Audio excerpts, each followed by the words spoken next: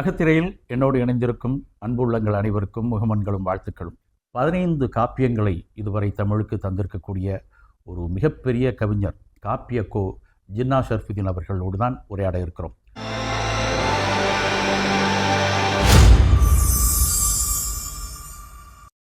இப்போது அமைப்பு ரீதியாக செயல்பட்டிருக்கிறீங்க. இப்போ எல்லாரை பற்றி நம்ம பேசும்போது ஒரு மிக முக்கியமான இப்போ நீங்கள் காப்பியக்கோ என்று அறியப்படுகிறீர்கள். தமிழ்நாட்டில் கவிக்கோ என்று அறியப்படுகிற அப்துல் ரஹ்மான் அவங்க உங்களுக்கு நெருக்கமான உறவு என்று நமக்கு நல்லாகவே தெரியும். இங்கேருந்து வரக்கூடிய கவிஞர்கள் யாராக இருந்தாலும் அரவணைக்கக்கூடிய ஒரு மிகப்பெரிய ஆளுமை அவர். கவிக்கோவுடனான உங்களது அனுபவங்கள் எப்படின்னு சொல்லுங்கள்.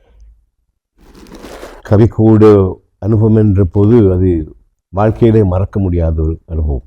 ஏனெனில் கவிக்கோ என்பது ஒரு தமிழ் கடல். அவர் உன்னதமான அவரோடு ஒப்பிடுவதற்கு இப்போது நான் யாரையுமே நான் நினைத்து கூட பார்ப்பதில்லை. அவருடைய பழக்கம் எனக்கு ஏற்பட்டது. இலங்கைக்கு வந்தால் பெரும்பாலும் கம்பன்கடை விழாக்களுக்கு வந்தால் எங்கள் வீட்டில் தான் வந்து தங்குவார். அவர் சாதாரணமாக கம்பன்கடை விழா சாதாரணமாக மரக்கறிய உணவுகள் தானே கிடைக்கும். எனக்கு சொல்லுவார், அக்காட்ட போய் சொல்லுங்க, கோழி அடிக்க சொல்லுங்கன்னு சொல்லுவார். வீட்டுக்கு வருவார், சாப்பிடுவோம், நாங்கள் எல்லாம் மகிழ்ச்சியாக நடப்போம். எங்கள் வீட்டுடைய வீட்டில் பகலில் சாப்பிட்டு விட்டு தூங்கி விட்டு தான் நாங்கள் விழாவுக்கு போவோம். அந்த மாதிரியான நெருக்கமான உறவு எனக்கு அவருக்கு மிகுந்தது. அது மட்டும் இல்லாமல் எனக்கு நினைக்கிறேன் அந்த மாநாட்டில் எனக்கு ஒரு பெரிய கௌரவம் சொல்ல இருந்தார்கள். வேறு ஏதோ ஒரு காரணத்தால் அது இல்லாமல் போய்விட்டது. கவிக்கோ பொறுத்தவரையில் என்னுடைய வாழ்க்கையில் மறக்க முடியாத ஒருவர் நான் சொன்னேன் அல்லவா. இலங்கையிலே உங்களுக்கு தெரியும், கம்பன்கடை ஜெயராஜை பற்றி கேள்விப்பட்டீர்கள். ஜெயராஜன் நானும் ஒரு விழாவுக்கு போயிட்டு வரும்பொழுது சொன்னார், ஜெயராஜ் சொன்னார், கவிஞர்கள் என்று இன்றைய அளவில் தமிழ் கவிஞர்கள் என்று தான் முதலாவது என் விரல் மடியும் முதலாவது கவிக்கோ அப்துல் ரஹ்மான் என்று தான் என்று சொன்னார். அது மட்டும் இல்லை, அங்கே ஒரு நிகழ்ச்சி நடந்தது. கவிக்கோ அவர்கள் சிலப்பதிகாரத்தை பற்றி ஒரு சொற்பொழிவு நடத்தினார். கம்பன் கழகத்தினால் அதை ஆயத்தம் செய்திருந்தார்கள். நிறைய பேர் ராமகிருஷ்ண மிஷன் நிறைய அந்த சின்ன மண்டபத்தில் நிறைய பேர் வருவார்கள். 7 நாட்கள் தொடர்ச்சியாக நடந்தது. நான் ஆச்சரியப்பட்டு போனேன். மற்றவர்கள் சிலப்பதிகாரத்துக்கு சொல்லுகின்ற உரையும் விளக்கங்களுக்கு விட இவருடைய விளக்கங்கள் அற்புதமாக உயர்வாக இருந்தது.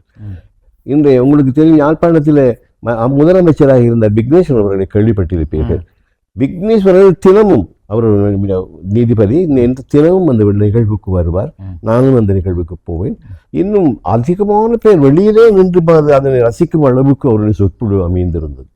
அவ்வளவு சிறப்பாக முறையில் அவர் சொற்பொழிவாற்றினார். அது மட்டும் இல்லாமல் என்னுடைய உறவு கேட்கும்போது எனது பண்டாரவன்யன் காவியத்திலே ஒரே ஒரு பாடல் கலைஞர் எழுதிய காவியத்துக்கு நாவலுக்கு ஒரு அருமையான அழகான கவிதை. இதில் அந்த கவிதை இருக்கிறது, நீங்கள் தேடி பார்த்தால் எடுக்க முடியும்.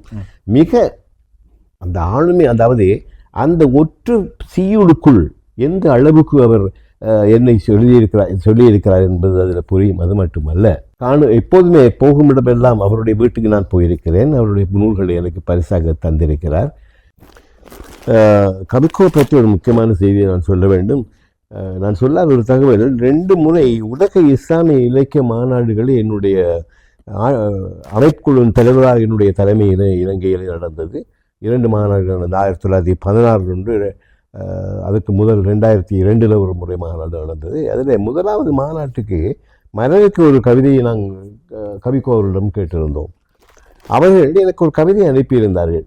அந்த கவிதையை நாங்கள் பிரசுரம் செய்தபோது எனக்கு பெரும் ஆச்சரியமாக இருந்தது. காரணம், அவர் நாயகத்தை பற்றி ஒரு காவியம் செய்ய வேண்டும் என்று எழுதி அதை அவர் தொடர எழுத முடியாமல் போய்விட்டு ஏதோ காரணம் நின்று போய்விட்டது. அதற்கான கடவுள் வாழ்த்து கவிதை தான் அந்த கவிதை.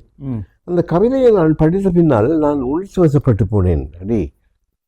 அதை படித்த பின்னர் அடுத்த வாரமே தினகரனில் ஒரு கட்டுரையை நான் எழுதினேன். கவிக்கோ காவியம் பாட வேண்டுமா என்பதுதான் கட்டுரையின் தலைப்பு. என்றால் அந்த கவிதையை பற்றி நான் வருணித்து எழுதிவிட்டு இவ்வாறான ஒரு இந்த கவிதையிலேயே அவருடைய ஆளுமை, அவருடைய உன்னதமான தமிழ் இலக்கியத்திலும் மார்க்கத்திலும் கொண்ட பற்றுதலை இவ்வளவு சிறப்பாக செய்திருக்கிறார். இப்படியான ஒரு இறைவாழ்த்தை முதலாவது கவிதையிலேயே தன்னை இனங்காட்டிவிட்ட இந்த கவிக்கோ காவியம் பாட வேண்டுமா என்று நான் எழுதினேன்.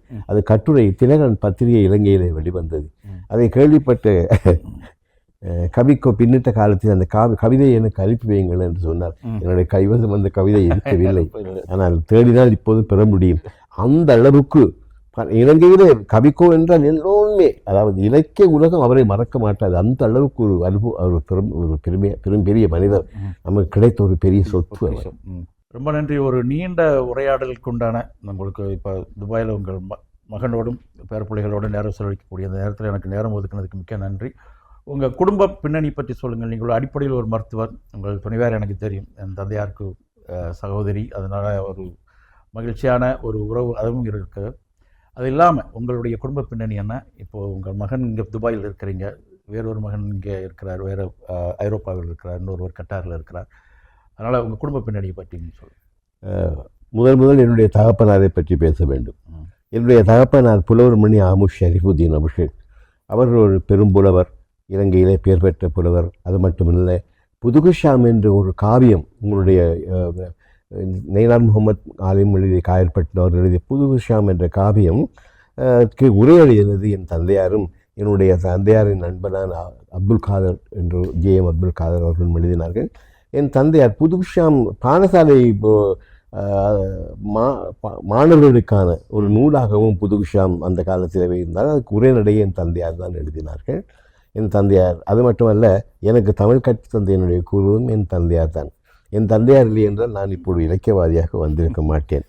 அந்த பெருமை எனக்கு உண்டு. இப்போது எவ்வளவுதான் எழுதி, இப்படித்தான் நான் 33 நூல்கள் எழுதியிருக்கிறேன், இப்போது 35 நூல்கள் ஆகிவிட்டன. இருந்தாலும் கூட என்னுடைய தந்தையின் நிழலில் தான் நான் வாழ்ந்து கொண்டிருக்கிறேன் என்பது எனக்கு ஒரு பெருமை. என் தந்தையார் ஒரு என் தாயார் ஒரு எழுத்துப்படியாத ஒரு கையெழுத்து மட்டும்தான் என் தாய்க்கு தெரியும். இருந்தாலும் என் குடும்பத்தை வளர்த்தெடுத்து நாங்கள் மிக ஆச்சரியப்படாதீர்கள். பிள்ளைகள் என்னுடைய குலப்பிறப்புகளின் எத்தனை தெரியுமா? நாங்கள் மொத்தம் 17 பேர். ஒரு தாய்க்கும் தகப்பனுக்கு 17 குழந்தைகள். நாங்கள் அது அது பெரிய மகிழ்ச்சி தான், செய்தி தான். என்னுடைய மனைவி நான் கிழக்கு மாகாணத்தை திருமணம் செய்தாலும் நான் விரும்பி திருமணம் செய்து கொண்டது மனைவி. என்னுடைய நண்பருடைய சகோதரி அவர். அவருடைய மொழி ஆங்கில மொழி. ஆங்கில மொழியைத்தான் அவர் கல்வி கற்றார். கொழும்பில் வாழ்ந்ததனால் ஆங்கில மொழி கல்வி கற்றார்.